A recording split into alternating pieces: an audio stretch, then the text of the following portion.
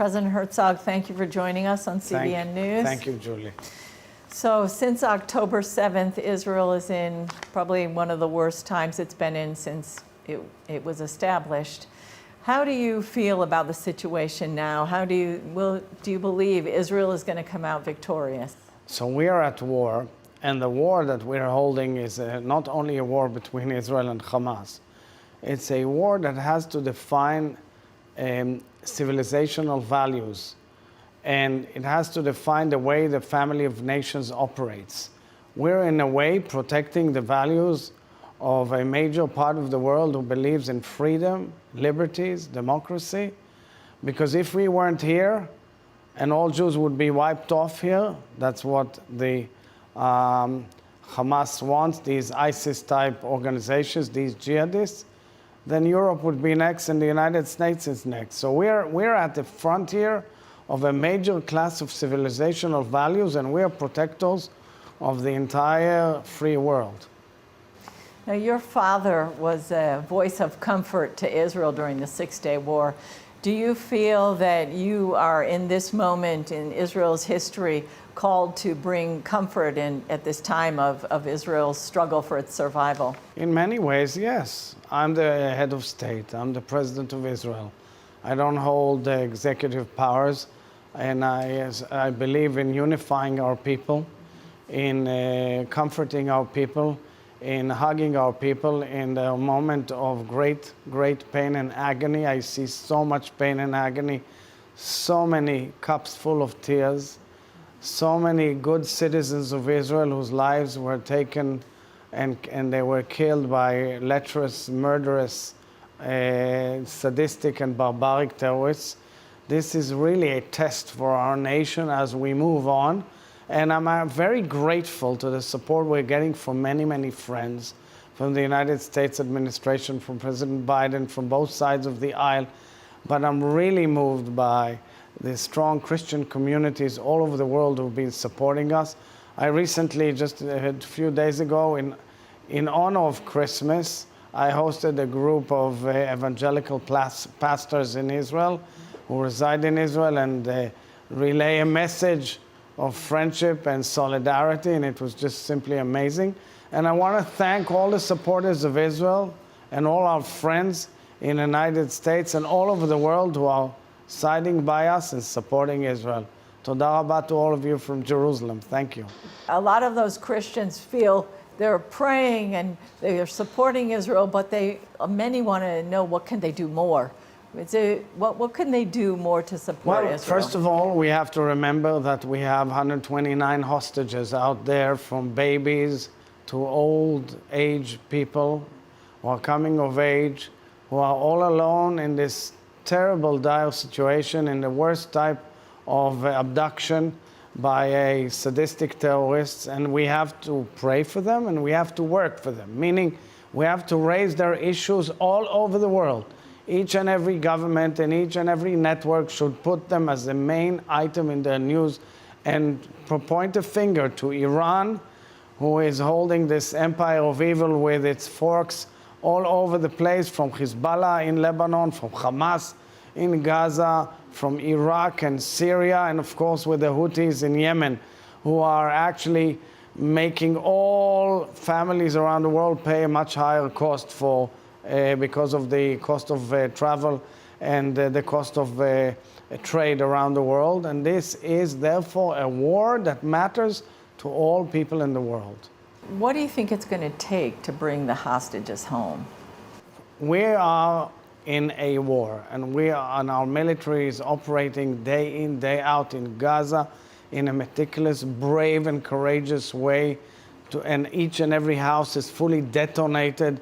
Imagine that each and every house in each one's neighborhood is an explosive device. That's what they're seeing. They have to make sure that the explosives don't work. They have to go into people's homes. Underneath there are piers of tunnels.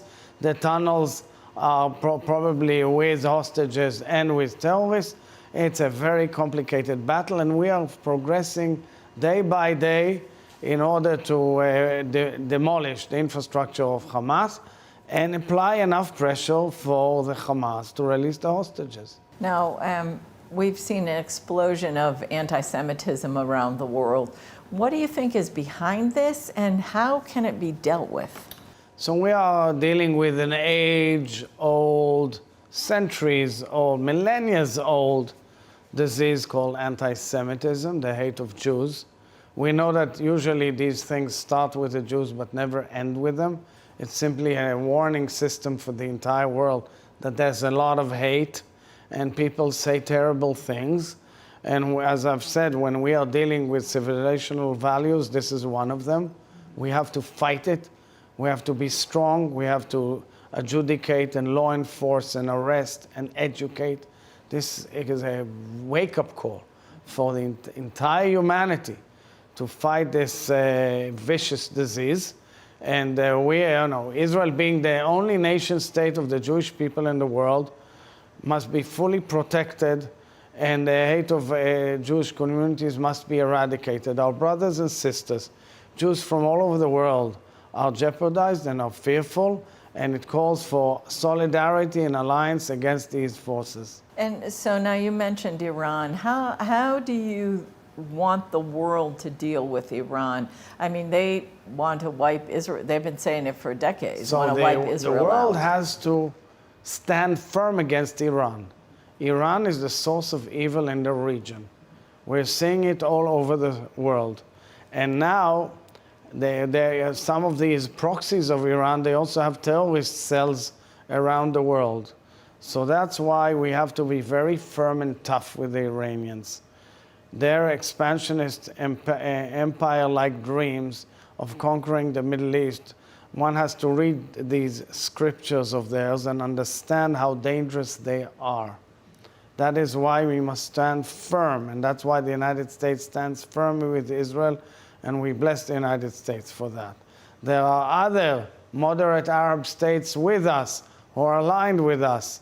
They must all be protected in one big coalition against a coalition of hate, which wants to drive this region into the abyss. And I'm calling upon all leaders in the world, and definitely in the United States, to make sure that this policy definitely continues. Furthermore, I repeat, take for example the issue of the Houthis in Yemen, a small tribe which is a proxy of Iran. If one looks at the data, one understands that they are armed up to their heads with ballistic missiles, with drones, with cruise missiles. What is this? An empire? What is this? And they're blocking a main navigation and high seas route. Are we back to the famous piracy of the medieval times? The world order post-World War II must be very, very well protected and defended by a coalition of states that must be really tough and project power in the region against these forces. Israel is the state of the Jewish people, or the Jewish state, but you have lots of minorities here. You have the Muslims, the Christians, Druze, Bedouin. How do they really have freedom of religion here? Are their holy sites protected? How are they responding? Absolutely. Israel is strongly committed to protection of all the holy sites and the freedom of religion. Extremely, extremely committed to that from the day of its creation. Israel is extremely committed to it from the day of its creation. Moreover, I would say that every year I have an annual gathering of all the Christian leaders, all the leaders of the Christian communities in the Holy Land. Usually a very joyous event. On Thursday we convened. It was a sad event. There was no music. It was only a discussion on how much pain everybody is enduring and suffering. However, I repeated and reiterated Israel's full commitment to the protection of all Christian communities in the Holy Land, to the freedom of religion, to the freedom of practice, and of course the protection of the holy sites. How does that compare to the countries around Israel? So we are the only country in the region which is democratic, which has full freedom of speech as far as possible fully protected by our Supreme Court, which is a strong independent judiciary. We have the right of free speech embedded in our DNA, and it's very impressive in a country fighting terror. All the countries around us are dictatorships and autocratic, and therefore it's not promised that the freedom of religion will be there. There are countries around us where the freedom of the Christian communities is questionable.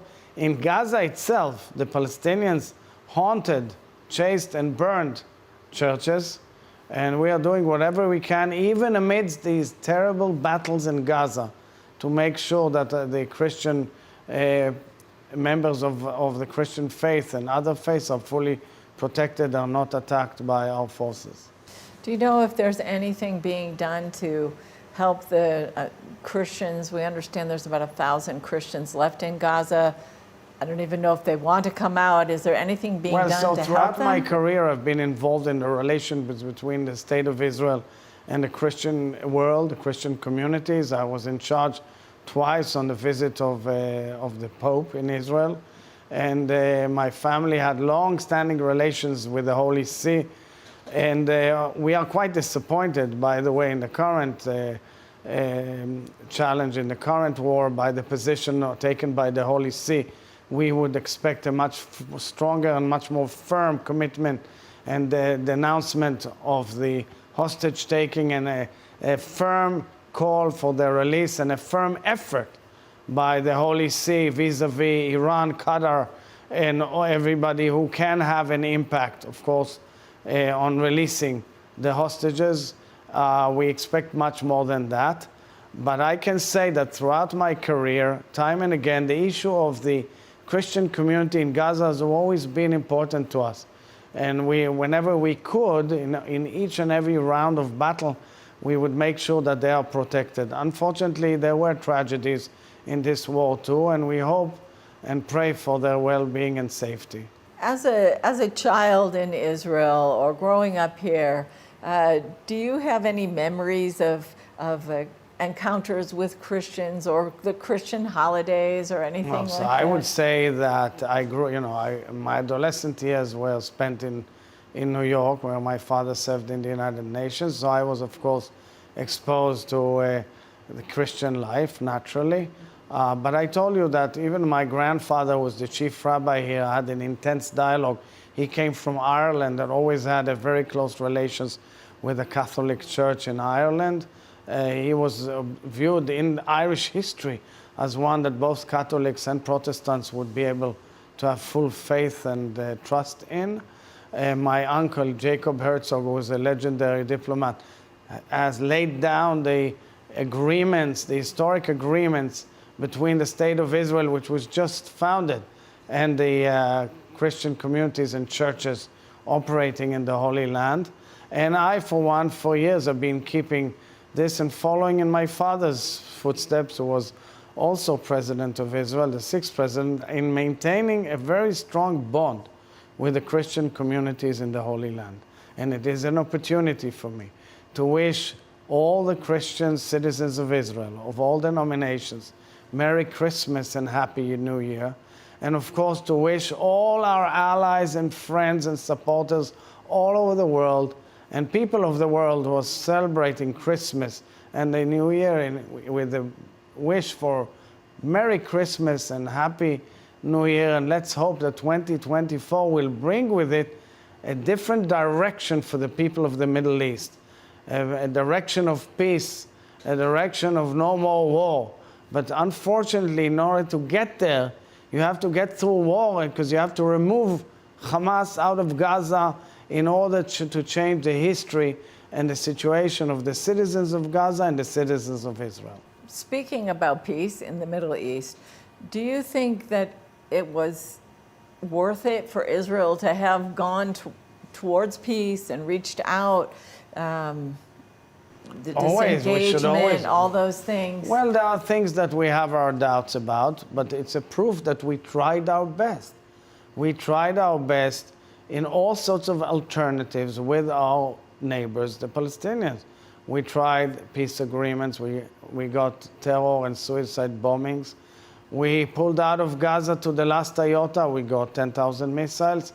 It brings a lot of questions as to the paradigm of the ability to make peace with our neighbors. And yet, I am always optimistic. And I think that as a vision, we must always strive for peace with our neighbors. How do you think the day after looks? How is Israel going to come out of this Well, time? so it is complicated, and I differentiate between two aspects. One is the security aspect, meaning how do you prevent further terror and Hamas coming up again and rising up again? For that, we need the Israeli military, because I don't see any other army with boots on the ground there, unless there's a force that will be forced and built and formed with the ability to enforce its presence and fight terror. And I don't know how that can be done so quickly. The other element is the civilian issue, meaning how do we manage Gaza the day after?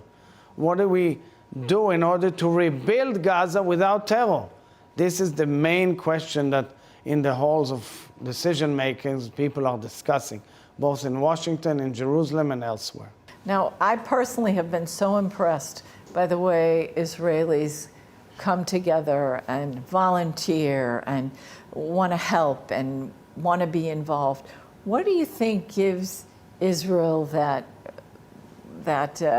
oomph to do that? First of all, I want to thank volunteers who've come from abroad. Many Jewish volunteers, but I also invite many Christian volunteers to come and volunteer. There's a lot of issues dealing with the farmers and the agricultural field because, unfortunately, foreign employees had to leave during the war. There's the need to strengthen and foster the communities on the border, both north and south, of being evicted. But I must speak about the spirit of my nation. I'm so proud of Israel. This spirit of unity, of giving to the other. I say this is the hidden light of our nation. We spread hidden light here from the Holy Land. We send this message abroad. Love thy neighbor as thyself. And people are doing this big time.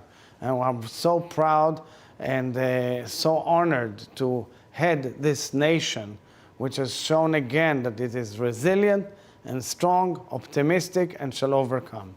Well, thank you very, very much, President Herzog, for joining us. Our prayers are with you, and we really Thank you. are praying for the best. Thank you.